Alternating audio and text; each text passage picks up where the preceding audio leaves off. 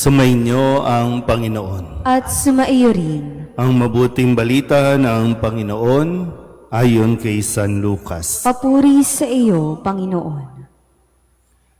Noong panahong iyon, tinanong ni Jesus ang kanyang mga alagad ng patalinghaga. Maaari bang maging taga-akay ng bulag ang isa ring bulag? Kapwa sila mahuhulog sa hukay kapag ginawa ang gayon. Walang alagad na higit sa kanyang guro. Ngunit kapag lubusang naturuan, siya'y magiging katulad ng kanyang guro. Ang tinitingnan mo'y ang puwing ng iyong kapatid, ngunit hindi mo pinapansin ang tahilan sa iyong mata. Paano mo masasabi sa iyong kapatid, "Kapatid, bayaan mong alisin ko ang iyong puwing," gayong hindi mo nakikita ang tahilang nasa iyong mata? Mapagpaimbabaw. Alisin mo muna ang tahilan sa iyong mata at makakakita kang mabuti. Sa gayoy, maaalis mo ang puwing ng iyong kapatid. Ang mabuting balita ng Panginoon. Pinupuri ka namin, Panginoong Hesukristo. Isang magandang umaga po sa inyong lahat. Ngayon po ay Biyernes ng ika-23 linggo sa karaniwang panahon. At sa mga nangyayari muli, kailangan din tayong mapagmasid at kailangan din naman tayo ay mulat sa mga nangyayari sa ating kapaligiran, sa ating lipunan, at nawa ay may natututunan tayo sa atin pong mga karanasan.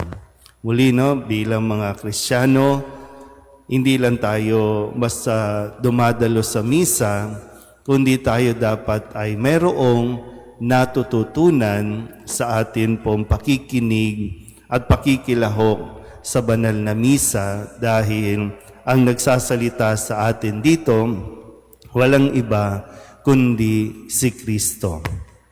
Kaya nga isang pagtuturo ang ginagawa ni Kristo bago tayo pakainin, bago niya ibigay ang kanyang katawan sa atin, tayo ay kanyang binubusog ng mga salita na napakahalaga sa buhay natin. Bakit nagkakaroon ng mga kalituhan sa atin pong lipunan? Minsan talagang may mga paghahanda tayong naririnig, magkakaroon ng rally, ngayon may mga pag-aaklas o kung ano-ano pa. Pero saan nga ba tayo dinadala ng mga ito? Nakailang EDSA rally na tayo. Nandito na ba kayo nung EDSA Revolution? Tapos nagkaroon EDSA 2, 3, 4, at kung ano-ano pa. Pero wala tayong pinatutunguhan. Parang lagi lang tayong bumabalik sa ating pagkakamali. Marahil, sabi nga, yung katotohanan na sinasabi ni Kristo, na binibigay niya sa kanyang mga alagad, maaari bang maging taga-akay ng bulag ang isa ring bulag? Maaari bang maging taga-akay ng bulag ang isa ring bulag? Baka naman sabihin nyo, yung mga pilosopo, kaya na po, basta may tungkod, basta maituro mo, kaya. Pero, di ba, yung common sense, kaya bang magturo ng isang taong wala din namang alam? Gaya ng sabi ko, bakit ang daming kalituhan na nangyayari? Kasi maraming kasinungalingan.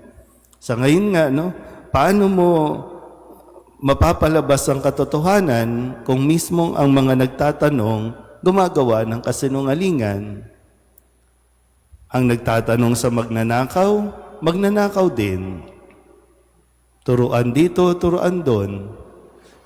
Kaya minsan na-realize ko din, no? Talagang yung reality din, bagamat napakahalaga sa atin na makapag-aral tayo, pero yung reality na nangyayari ngayon, hindi sapat yung may diploma ka, na meron kang degree para maging, sabihin na natin, credible kang tagapagturo. Kasi nakikita na natin ngayon yan sa mga nakapwesto na talagang may mga titulo na, pero sila mismo lutang, sila mismo hindi alam kung anong sinasabi, pero gusto natin mag-implement ng mga batas. Gusto natin ipasunod sa mga tao ang mga batas, pero tayo mismo hindi natin ito sinusunod. Kaya mas lalong dumadami ang nalilito, ang naliligaw o ang nadarapa. Kaya nawa, makita din natin na ang tunay na karunungan nanggagaling kay Jesus. Siya ang tagapagturo at talagang tinuturuan tayo para sa ganon, isang araw, tayo naman ay maging karapat-dapat na tagapagturo. O hanggang hindi tayo natututo kay Jesus, hanggat hindi nagmumula kay Jesus ang ating mga salita, hindi tayo karapat-dapat maging tagapagturo o maging tagapag-akay ng mga tao. Sana po, ma-realize natin ito. Mahirap kasi yung nagdudunong-dunungan lang tayo. At mahalata mo din naman yung mga nagdudunong-dunungan lang. Yan yung mga maiingay, yan yung mga masatsat, nagtatali-talinuhan lang, nagpapanggap na may alam. Pero hanggat wala tayo, iba nga, naririnig pa natin na nagko-quote pa ng mga Bible verses. Pero naiintindihan ba nila? Kung naiintindihan ba natin kapag nagko-quote tayo ng mga Bible? O gusto lang natin magpa-impress? Kaya nawa, muli, si Kristo ang tagapagturo, si Kristo ang ating guro. Hayaan muna natin na tayo ay matuto sa Kanya para na sa ganon, magkaroon tayo ng sapat na ituturo din sa ating pong kapwa. Nang sa ganon, pare-pareho tayong hindi madapa. Amen.